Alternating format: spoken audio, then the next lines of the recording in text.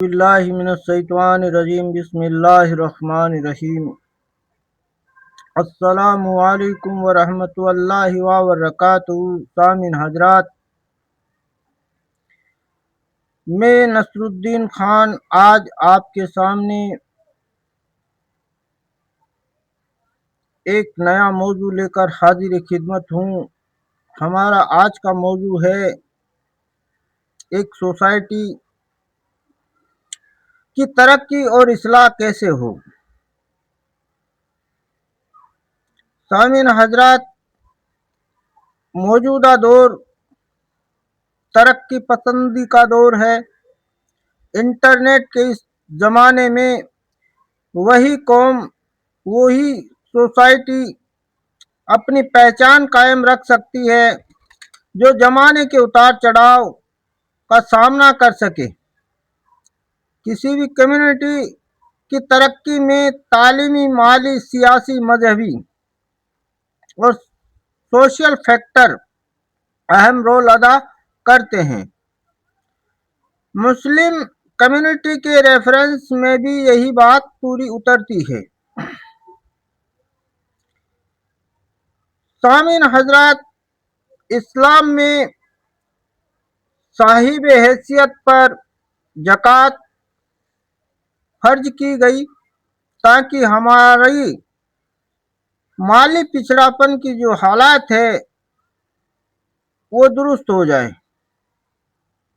ہم میں سے زیادہ تر مالدار تو زکوٰۃ دیتے ہی نہیں ہیں، اور بھلے ہی آپ اپنی پہچان بنانے کے لیے ایک چھوٹے سے کام میں ہزاروں لاکھوں روپے پورے کر سکتے ہیں۔ مانا یہ چیزیں فائدے والی ہیں اور خرچ کرنا چاہیے، لیکن پوری قوم صرف انہی میں خرچہ کرتی رہے گی تو ضرورت مندوں کو کون سنبھالے گا؟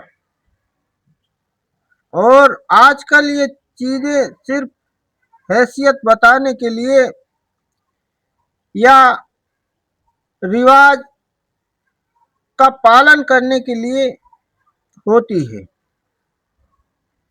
50,000 روپے اس میں خرچ کرنے کے بجائے اگر کسی قابل بے روزگار بندے کو دے کر اس کو روزگار کے سادھن اویلیبل کروا کے دے دیا جائے تو بہتر ہے۔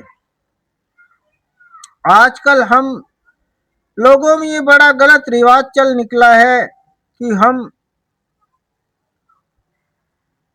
برتھ ڈے، شادی کا سالگرہ جیسے فضول خرچی والے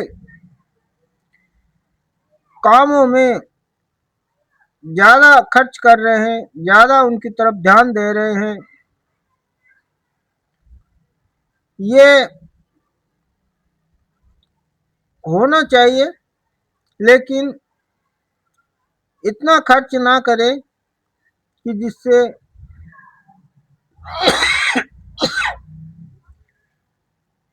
ہم کو خود کو قرض دار ہونے کی نوبت آ جائے۔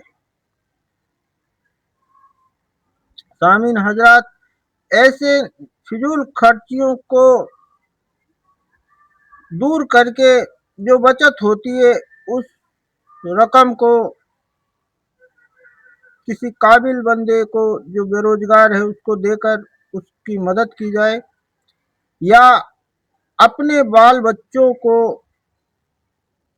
پڑھانے کے لیے، تعلیم کے لیے خرچ کا انتظام ان فضول خرچوں میں سے ہی جوڑ کر رکھنا چاہیے۔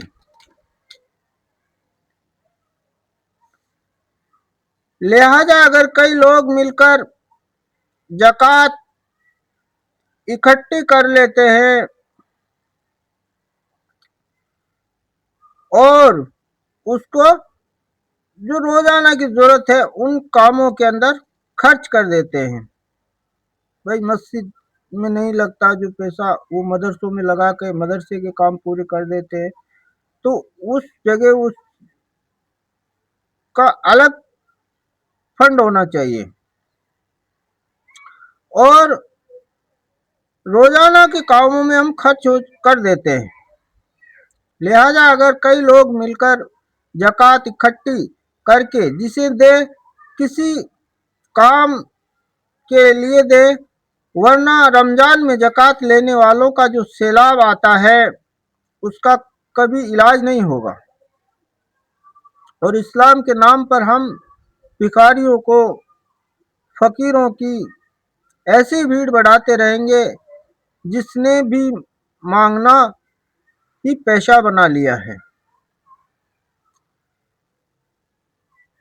سامعین حضرات، اللہ تعالی مجھے اور آپ کو کہنے سننے سے زیادہ عمل کی توفیق عطا فرمائے اور فضول خرچی سے بچنے کی